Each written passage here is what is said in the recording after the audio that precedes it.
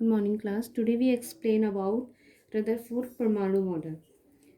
जो J Thomson का परमाणु मॉडल था, उन्होंने अपने परमाणु मॉडल को तरबूज में जो बीज धसे हुए होता है उसके माध्यम से एक्सप्लेन किया था।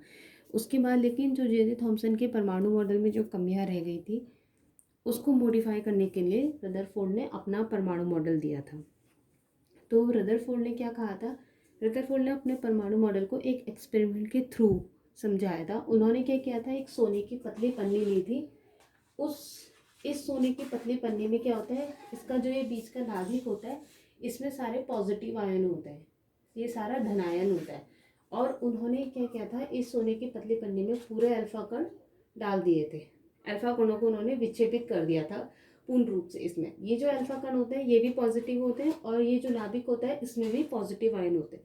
ठीक है, तो जब पॉजिटिव पॉजिटिव से टकराता है तो क्या होता है, रदरफोर्ड ने कहा था कि जब उन्होंने अल्फा कणों को इस पर डाला तो कुछ कुछ आयन तो क्या हो गए, एक सीधी रेखा में जो ये सोने की पन्नी है इससे बाहर निकल गए।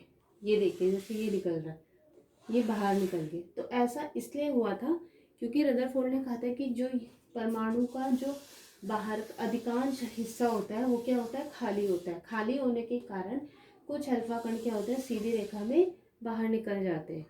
उसके बाद उन्होंने कहा था कि परमाणु में जब उन्होंने देखा कि कुछ अल्फा किरणें क्या हो रही है, अपने मार्ग से विक्षेपित हो जा रही है।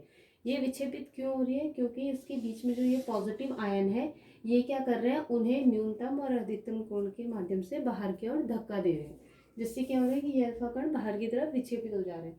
सेकेंड वन उन्होंने क्या कहा था, उन्होंने कहा था कि जो ये नाभिक होता है इसमें पॉजिटिव आयन सबसे ज़्यादा होते हैं, जिसके कारण क्या होते हैं कि जो अल्फा कण आ रहे हैं वो बीच में से यूटर्न ले लेते हैं, अपने मार्ग से विक्षेपित हो जाते हैं और यूटर्न लेके उसी मार्ग में वापस लौटने लग जाते हैं। तो ये रदरफोर्ड का परमाणु मॉडल था। उन्होंने इसी माध्यम से समझाया था कि उनका जो परमाणु मॉडल था वो यही था कि परमाणु के भीतर का जो अधिकांश भाग होता है वो खाली होता है, जिसके कारण क्या होता है कि कुछ किरणें बाहर की ओर निकल जाती है, सीधी रेखा में बाहर चल जाती है। सेकेंड वन इसमें था कि बहुत कम कण होते हैं जो अपने मार्ग से विक्षेपित हो जाते हैं। जैसे ये दिख रहा है, ये बहुत कम कण है जो अपने मार्ग से क्या हो रहे हैं, विक्षेपित हो जा रहे हैं। विक्षेपित सिर्फ न्यूनतम और अधिकतम कोण में ही होगा।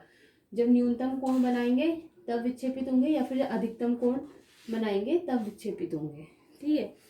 थर्ड वन उन्होंने कहा था कि ये जो पॉजिटिव आयन होते हैं ये परमाणु का नाभिक होते हैं। परमाणु के जो ये नाभिक होता है ये सिर्फ पॉजिटिव आयन होता है, जिसके कारण क्या होता है कि कुछ अल्फा कण अपने मार्ग से यूटर्न ले लेती है।